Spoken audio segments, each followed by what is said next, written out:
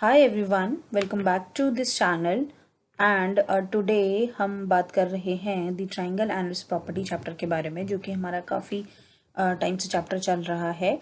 This is your class 7th chapter number 6, exercise 6.5 and part 1, यानी कि exercise 6.4 तक हम सारे क्वेश्चन डिस्कस कर चुके हैं।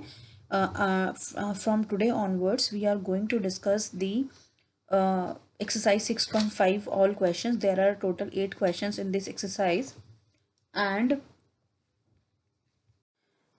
this is part 1. ओके, सो हम इस पूरी एक्सरसाइज को 8 पार्ट्स में डिवाइड करेंगे and in each exercise we are discussing question 1. Okay, so जैसा कि पार्ट 1 है तो यहाँ हम क्वेश्चन नंबर 1 डिस्कस करेंगे, उसके बाद हम 2, 3, 4 करके अपने 8 क्वेश्चन डिस्कस करेंगे, सो दैट आप लोगों को कोई प्रॉब्लम ना हो और वीडियो ज़्यादा लेंथी भी ना हो.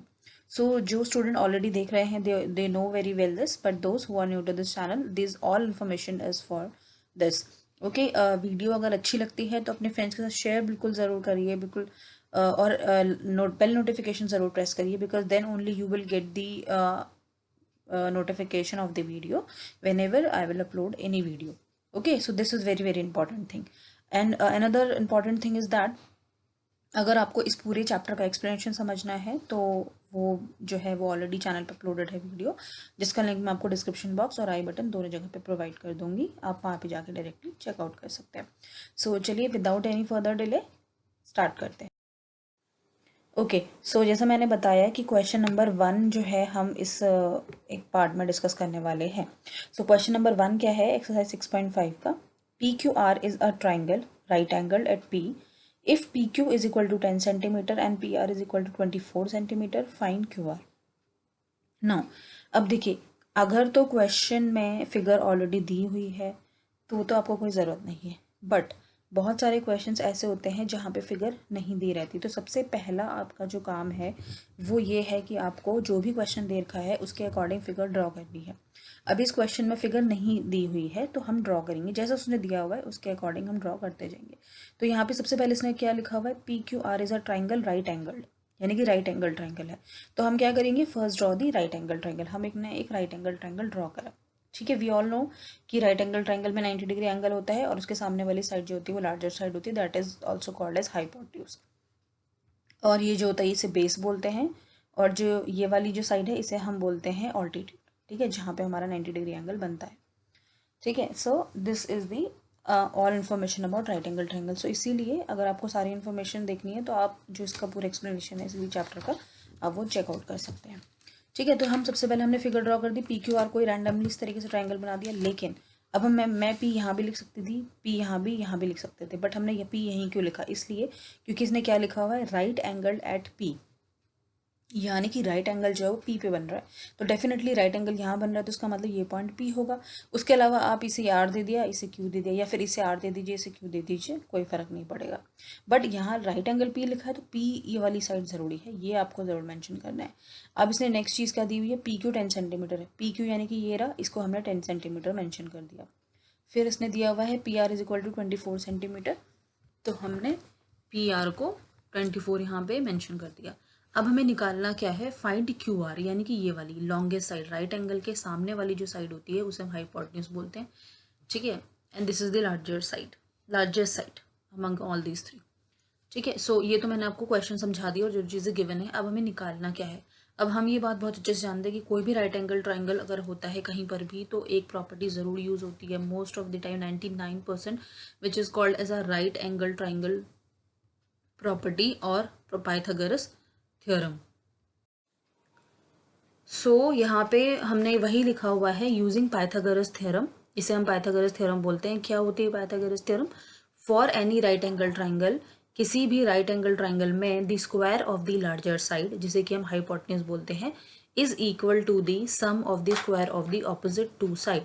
यानी कि जो ये हाइपोटेन्यूज है इसका जो स्क्वायर होगा वो इक्वल होगा उसकी दो ऑपोजिट साइड के स्क्वायर के सम के बराबर. तो दो ऑपोजिट साइड तो ये हो गई, इनका स्क्वायर करेंगे दोनों का और उसके बाद दोनों को ऐड कर देंगे, उसके इक्वल होगा ये वाली साइड का स्क्वायर. ठीक है, सो बस यही ये थ्योरम है और इसी के बेसिस पे हमें ये फाइंड आउट करना है, क्योंकि दो चीज़ें दी हुई है, तीसरी चीज़ नहीं दी हुई तो ईजिली निकल जाएगी. सो यहाँ पे क्या है, आर क्यू जो है, जो हमें निकालना है क्यू आर या फिर आर क्यू जो है वो हाइपोटेन्यूज है, ठीक है। उसके अलावा पी क्यू और पी आर जो है वो बाकी की दो साइड्स हैं। सो अब देखिए, अब हमारी अकॉर्डिंग टू पाइथागोरस थ्योरम के हिसाब से क्या होगी कंडीशन, जो मैंने यहाँ पे लिखा वो होगा हमारा क्यू आर इक्वल टू, यही लिखा ना कि स्क्वायर ऑफ हाइपोटेन्यूज। तो हाइपोटेन्यूज क्या है, क्यू आर, तो क्यू आर का स्क्वायर जो होगा वो इक्वल होगा, देखिए equal to sum of, square of, sum है बीच में, स्क्वायर है दोनों का, ऑफ अदर टू साइड। तो पी क्यू है और आर पी आर ये दोनों अदर टू साइड है। तो वही हमने लिखा हुआ है कि क्यू आर का square is equal to P Q का स्क्वायर, पी क्यू का स्क्वायर, ठीक है, पी क्यू का स्क्वायर प्लस पी आर का स्क्वायर, पी आर का स्क्वायर, ठीक है, यही लिखा हुआ है बस, दैट्स इट। यही आपको सॉल्व करना है, सारे के सारे क्वेश्चंस हैं।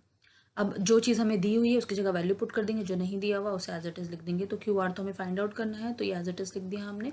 पी क्यू की वैल्यू 10 दी हुई है तो हमने यहाँ पे 10 लिख दिया, और पी आर की वैल्यू 24 दी हुई है तो 24 लिख दिया।